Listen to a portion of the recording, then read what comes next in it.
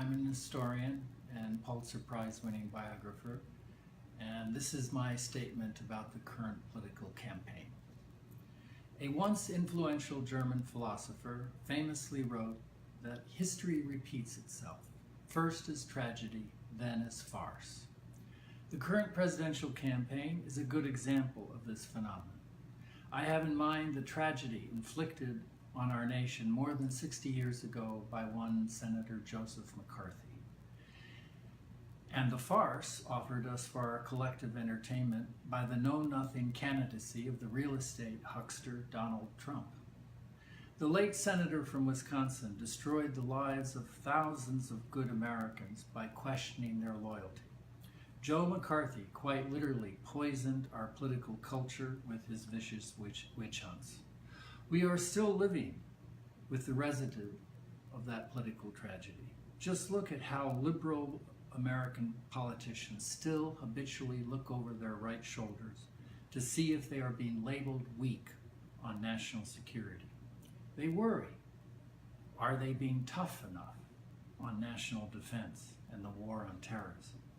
Historically, this poisonous paranoia stems directly from Joe McCarthy. It is our living national tragedy. And now comes the farce. Donald Trump is clearly a buffoon. He makes us laugh or cringe with his outrageously politically incorrect comments.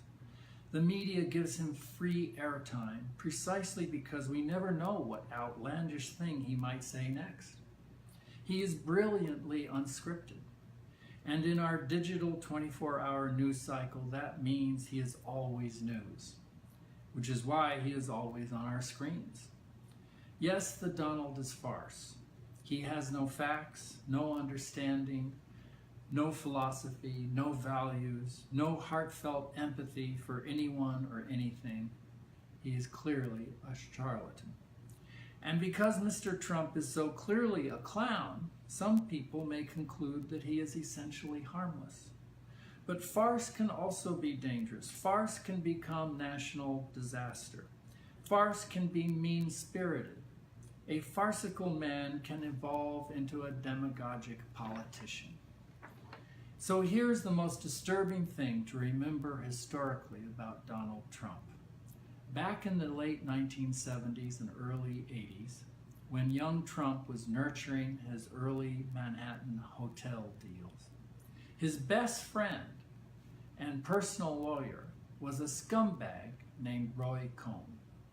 Yes, the same Roy Cohn who was Joseph McCarthy's Senate aide, the same Roy Cohn who tried to besmirch the patriotism of men like Dwight D. Eisenhower and J. Robert Oppenheimer. Astonishingly, Cohn mentored the young Trump on how to deal with the press and how to discredit his political enemies. Quote, "If you need someone to get vicious toward an opponent, you get Roy," said Trump to Newsweek in 1979. Cohn taught Trump to be aggressively shameless in the public eye. Quote, "Tell them to go to hell," was Cohn's mantra. Cohn taught Trump not the art of the deal, but the art of bravado. Even today, 30 years after Cohn died of AIDS, Trump's words sound like they are scripted by Roy Cohn. "I made Trump successful," Roy Cohn once claimed. That boast alone should warn all Americans against the presidential aspirations of Donald Trump. Don't let history repeat itself, even as farce. Thank you.